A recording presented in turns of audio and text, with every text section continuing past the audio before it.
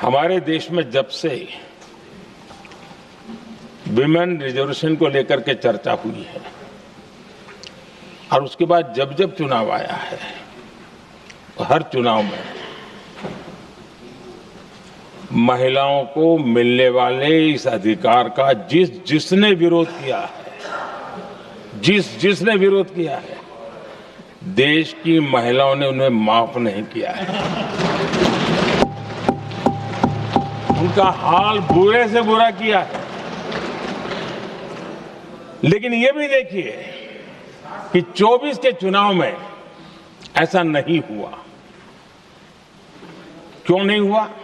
ये इसलिए नहीं हुआ कि 24 में सबने सहमति इसको पारित किया, तो ये विषय ही नहीं रहा। किसी के पक्ष में पॉलिटिकल फायदा नहीं हुआ, किसी का नुकसान भी नहीं हुआ। सहज रूप से जो मुद्दे थे उन मुद्दों के आधार पर चुनाव लड़ा, क्योंकि 24 में सब साथ में थे। कुछ लोग यहां है, कुछ लोग नहीं है, लेकिन सब साथ में थे। आज भी मैं कहता हूं, अगर हम सब साथ में जाते हैं तो इतिहास गवाह है कि किसी एक के राजनीतिक पक्ष में नहीं जाएगा। ये देश के लोकतंत्र के पक्ष में जाएगा, देश के सामूहिक निर्णय शक्ति के पक्ष में जाएगा और हम सब उसके यश के हकदार होंगे। न ट्रेजरी बैंक उसका हकदार रहेगा, न मोदी उसका हकदार रहेगा। यहां बैठे हुए सब हकदार रहेंगे। और इसलिए जिन लोगों को इसमें राजनीति की बू आ रही है, मैं चाहूंगा कि वो खुद के परिणामों को पिछले 30 साल में देख ले। फायदा उनका भी इसी में रास्ता दिखा रहा हूं। इसी में फायदा है कि जो नुकसान हो रहा है उससे बच जाओगे। और इसलिए मैं समझता हूं कि इसको राजनीतिक रंग देने की जरूरत नहीं है।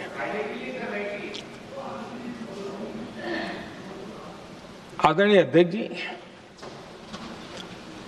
मुझे याद है तब तो मैं शासकीय व्यवस्था की राजनीति में नहीं था। मैं एक संगठन के कार्यकर्ता के नाते काम करता था।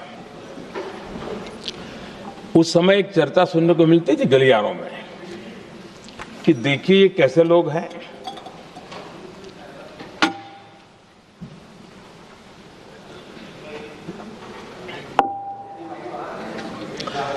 पंचायतों में आरक्षण देना है तो बहुत आराम से दे देते हैं,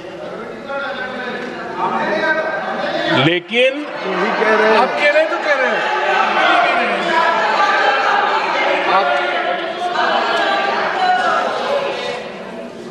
पंचायतों में आरक्षण देना है तो आराम से देते हैं, क्योंकि उसमें उनको खुद का पद जाने का डर नहीं लगता है। उसको लगता है हम सुरक्षित यार वहां दे दो। ये उस समय गलियारों में बहुत चर्चा थी कि बोले कभी नहीं करेंगे यहां बैठे हुए। क्यों? क्योंकि उनका कुछ जाएगा। और इसलिए और बगे पंचायत का हो जाता है, 50% तक पहुंच गए। मैं राजनीतिक दृष्टि से और भी एक बात समझाना चाहता हूं साथियों। आज से 25 साल 30 साल पहले जिसने भी विरोध किया तो विरोध राजनीतिक सतह से नीचे नहीं गया था।